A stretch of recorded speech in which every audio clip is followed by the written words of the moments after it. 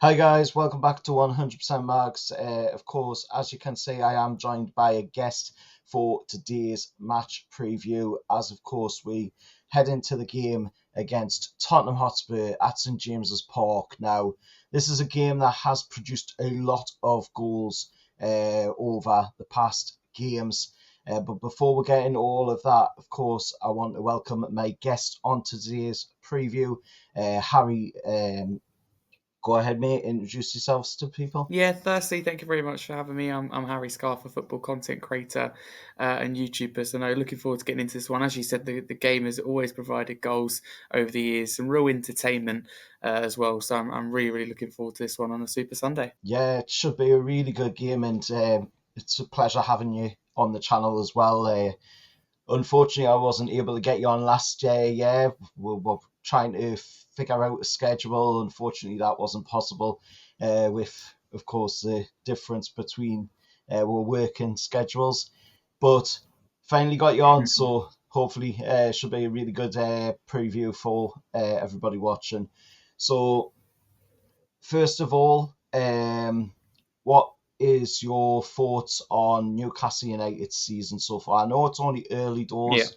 We've only played a few games, but what's your thoughts on how Newcastle's approached this season so far? Positive, I think. It's 4 points from two games. I think it definitely could have been worse. You have a newly promoted team, okay, being at home with Southampton, you're probably going in expecting to win. But, we know newly promoted teams can be a problem at starts with the energy they possess. And I think Southampton Yeah, really played well in that game. So to come away from 3 points with that, I don't know if this sounds silly or not, but I think it's quite a big thing for Newcastle. Then, Bournemouth away, let's be clear here. Look at that second half of the season for Bournemouth last year. It was a tough place to go to get any points at all. I mean, Bournemouth are hard to play in particular at their stadium, so I think that was a good draw in the end, coming back to get some from it. So I think it's been a good start for Newcastle. It's about building from this. But I look at your last campaign; it was similar. Where you start well, but it's when having Europe to juggle was too much. I think, and it was for other teams like Man United, etc.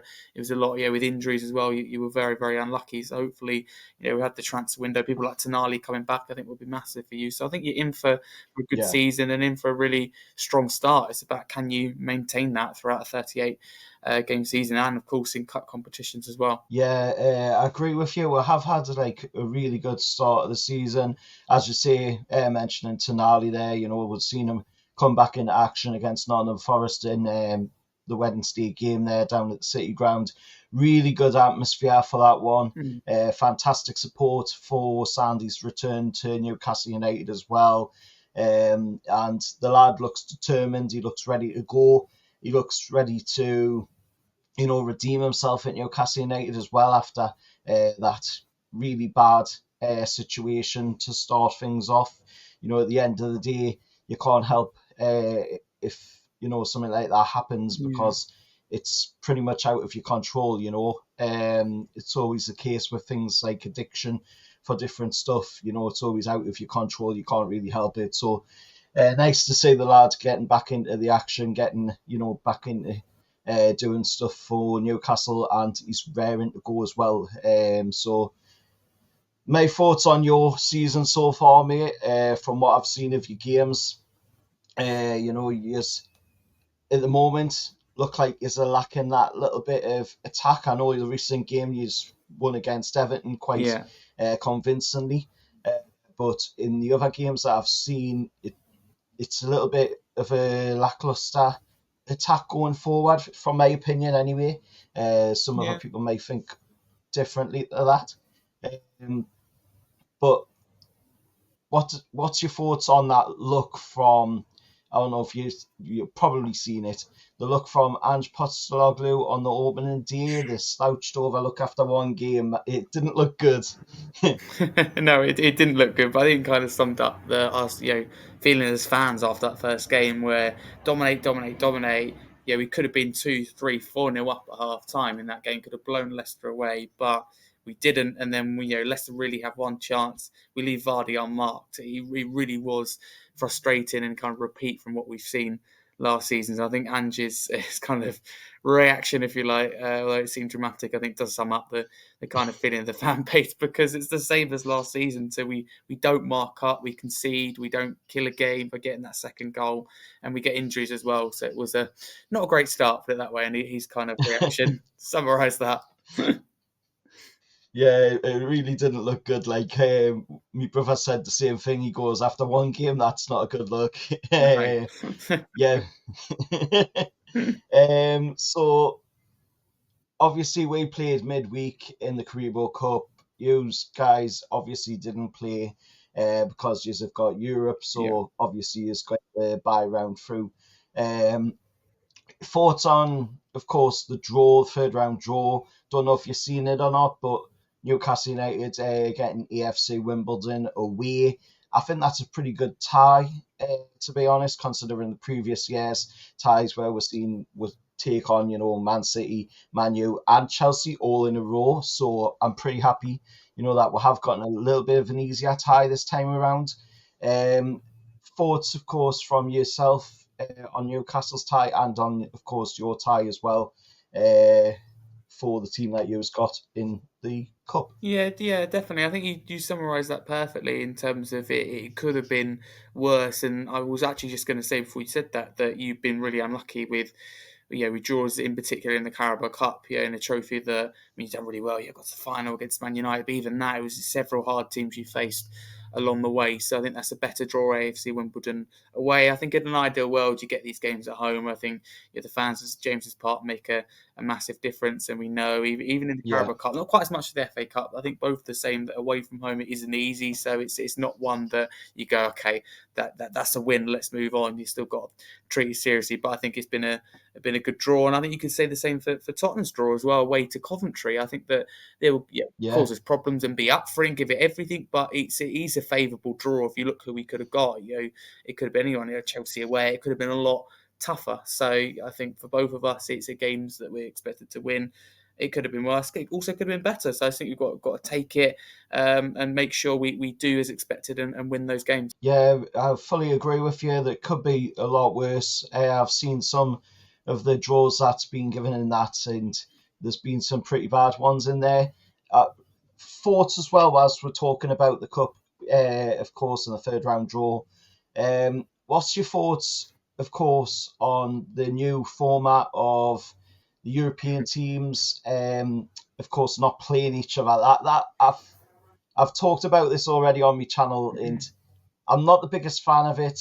I think it is slightly anti-competitive in a way because it's meant to be to reduce the fixture schedule, the congestion of the fixtures, but you're still playing the games. So, what's your thoughts on that, mate? Yeah, no, it's a good question. I look at the Carabao Cup. I think it's sad because I think it's kind of losing its way if it hasn't already. And the FA Cup will be that. Obviously, FA Cup, they're slowly but surely going to be saying, no replays, already reducing Yeah, those. And I think that the replays are massive for the smaller teams in the FA Cup. And I think, you know, I think both our clubs are considered big clubs, but I think the Carabao Cup it favours the bigger teams, and it's not. I don't think it's fair on the smaller teams. You look at the way it was structured, that round two winner plays such and such as in Europa League, in the Champions League. yeah, That's instantly saying I feel like you're punished for as a smaller team for winning round two. So it does feel tough.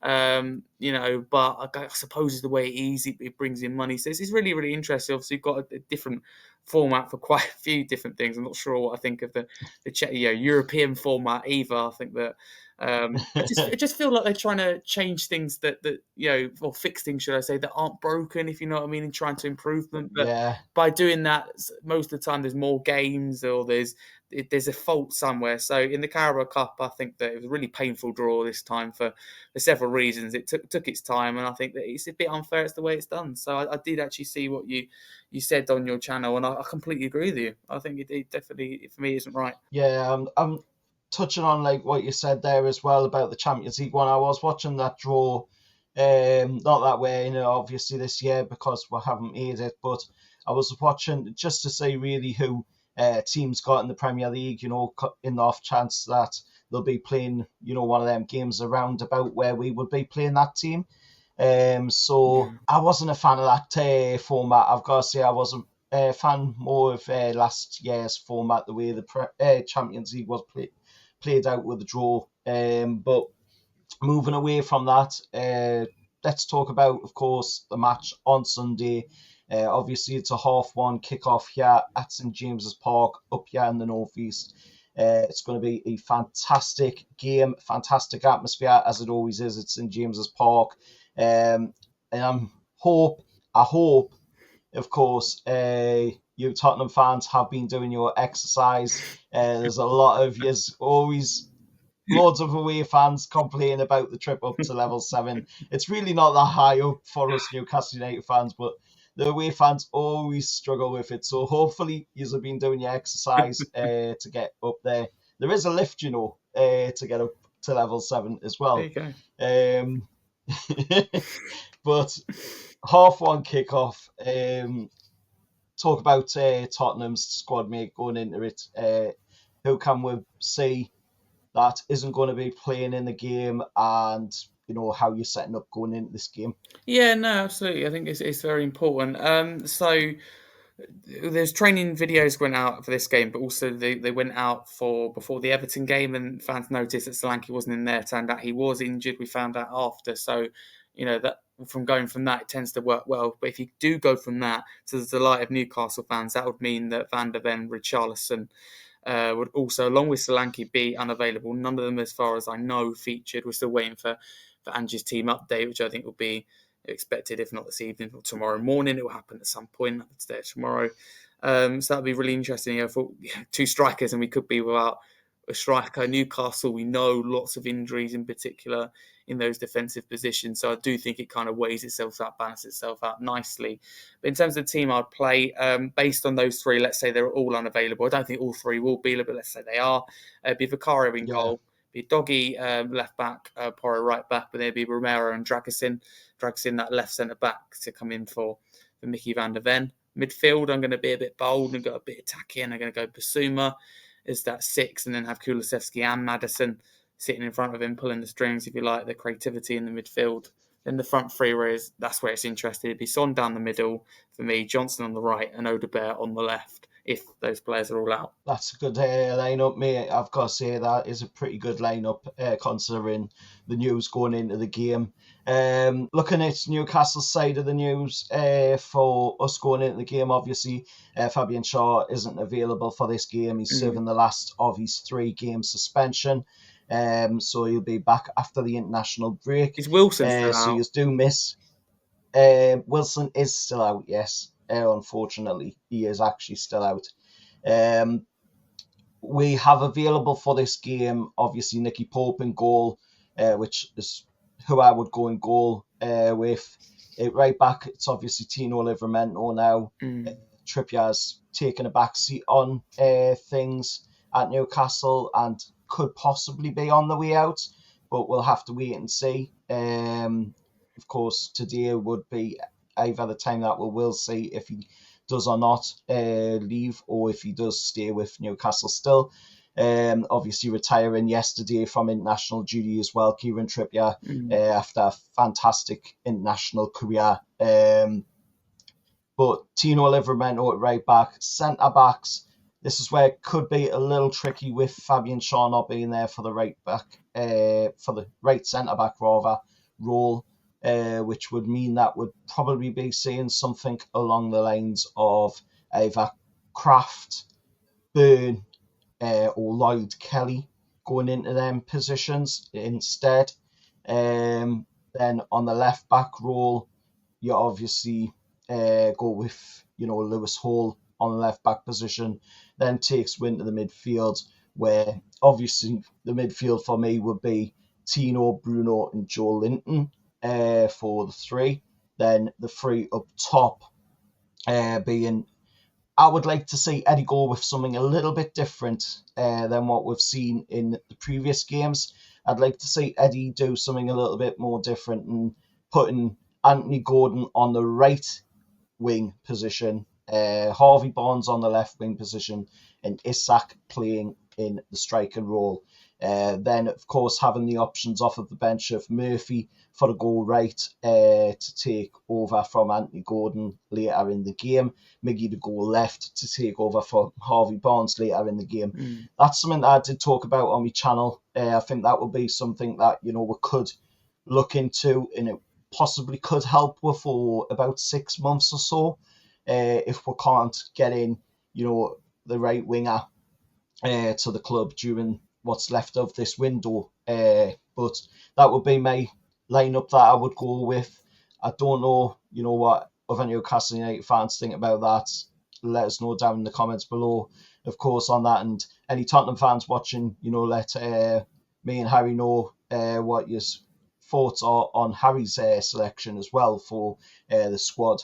But like I say, this is a game that has produced a lot of goals. So that takes us on to the score prediction for the game, Harry. What is your score prediction going into this game, mate? For me, the aim for Spurs has to be to come away with something, even if it be a point, which I personally would take. I don't know how Spurs fans feel generally. That's something I haven't asked or spoke to the fan base about. I hope that they would take a draw, considering we lost 4-0 to you at St James's Park last year, which just totally collapsed. But the next couple of games are make or break for Spurs, with being you away and then Arsenal at home. Those two games have got 0 points from last season. Can we get 3-4 points maybe is the aim. But in this game in particular, there's always goals, as you mentioned at the start of the show. Yeah. I'm going to go 2-2. I think that we actually do something we regularly do and burst into a lead. I think we'll actually get the second goal, but I think you'll really come back into the game late on. Substitutions off the bench. I think, bringing players that Almiron, I think Murphy, etc., will be quite big off the bench, assuming, I think your team is right, by the way. I think you go with Harvey Barnes. If you don't, again, it's still a threat off the bench. So I think that you'll turn it around and still get that point from it. But I'll still probably take a draw, so I'm going 2-2. Not a bad prediction there, Harry, mate. I've got to say, considering, that both teams going into this game, you was lacking, of course, Dominic Solanke, brand new signing, going into this game. We're lacking a few players as well ourselves, with Fabian Schär being there as well. So, if I had to say a score prediction, which obviously I've got to, going into the game, I'd say a tight game. It's going to be a tight game. And I'm going to go 2-1 Newcastle United to edge it against Spurs at St James's Park. Before we end off, of course, let people know where they can find you, where you do your content most, and all that stuff, mate. Yeah, firstly, Carl, thank you very much for having me. It's great to finally come on. As you said, we couldn't do it last season, but no, it's a real honour. So thank you very much for that. My Make pleasure, sure to mate. subscribe to the channel here. Be massively appreciated. If you like my kind of, if you want to follow me, if you like Harry Scarf 22 on X, TikTok for daily football content and coverage. I also have my own channel, Scarfy Spurs, where we do Spurs, England and Premier League content, have a Premier League show. I mean, I don't expect Newcastle fans to be interested in the Spurs stuff. So Premier League show every Wednesday night, 7:30 p.m. It's not hosted by myself. Either if you haven't liked what I've said in today's show, don't worry. It's not me, the host here. I have a wonderful United fan, Dan, who hosts it. We get a wide range of guests on. We've had quite a few Newcastle fans on as well. So do check that out. So, and of course, subscribe to the channel here. So thank you very much. Yeah, that's absolutely brilliant, mate. Like Harry said there, go check out all of them places that he said. Of course, I will put the link to the channel on the comments, pin it to the comments so that you can go over there. No worries, mate. And I'll pin it there so that you can go and subscribe to Harry's channel. Fantastic content creator. And he's been doing absolutely brilliant as well, smashing it on the views. But till next time, this has been your match preview heading into the Newcastle versus Spurs game on Sunday, 1:30 kickoff, of course, at St James's Park, and hopefully a entertaining game like we have had in previous seasons. So till next time, I'll see you all later, and however that's.